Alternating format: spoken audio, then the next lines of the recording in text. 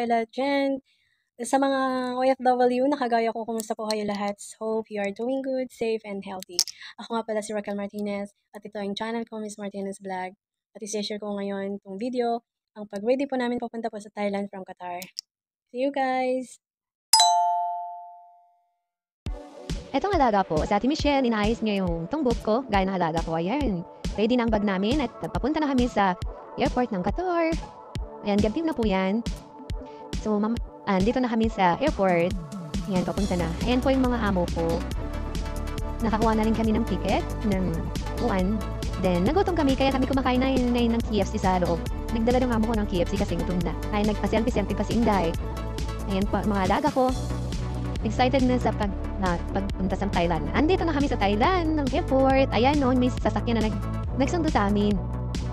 Nirent po yan ng amo ko. Nirent niya kasi pagdating naman namin doon, meron ng tao na nagabang sa amin. Ayun na po.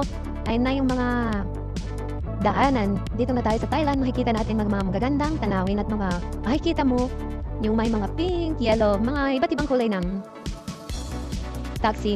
Ayan.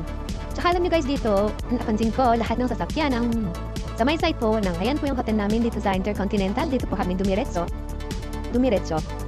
Ayan, dumating na po kami dyan. Dito po yung sa loob, dito sa lobby. Ayan. And then, ito nga yung mga, dito sa rooftop ito. Ayan, umakyat na kami, papunta na kami sa room. Sa room ko, kasama ko yung mga alaga ko. Yung mga amo ko naman, nasa ibang room sila.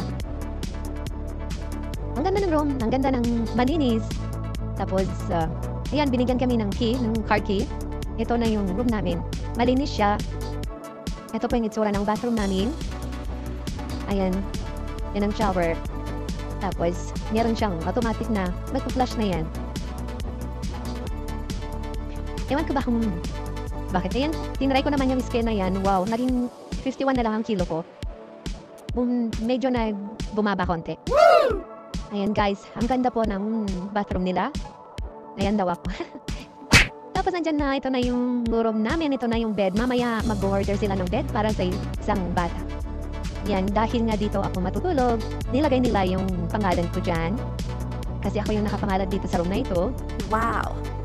Saka guys, dito, eksakto naman pa na dito, sineselebrate nila yung water festival.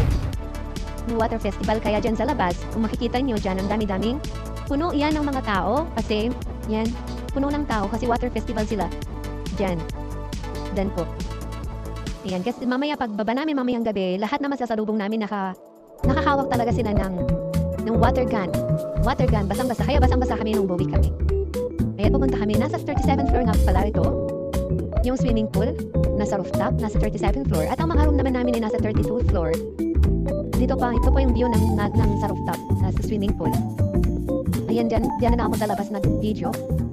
Ang ganda po sa labas. Sa Central World, nasa harap kami ng Central World Mall. Malaking mall po yan dito sa Bangkok. So, harap lang po namin yan. Nandito kami sa Intercontinental Hotel sa taas. Ayan guys, makikita nyo, ang ganda ng view dito sa taas.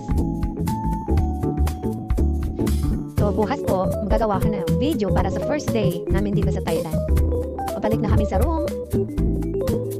Gabi na, mga alauna na ng hapon. Kaya hindi na kami makagala. So, balik na lang kami sa room. Ibihisin ko lahat ng mga alaga, tapos matutulog na kami. And guys, matutulog na lang. So, ang ganda ng klima dito na parang Pilipinas. Ang view, mga pagkain. Gaya ng pagkain nila sa Pinas kasi madali. Ang ganyan sa mga pagkain kasi nga yung mga pagkain. Ito yung first dinner ko ng Thailand food. Yan, gusto ko yan ng lasa. Parang fried rice siya na may chicken. No. Tapos may sausawan na sili. Siling manghang. Sarap po yun ang pagkain ko. Ayan guys. Then after dyan kami nag-dinner,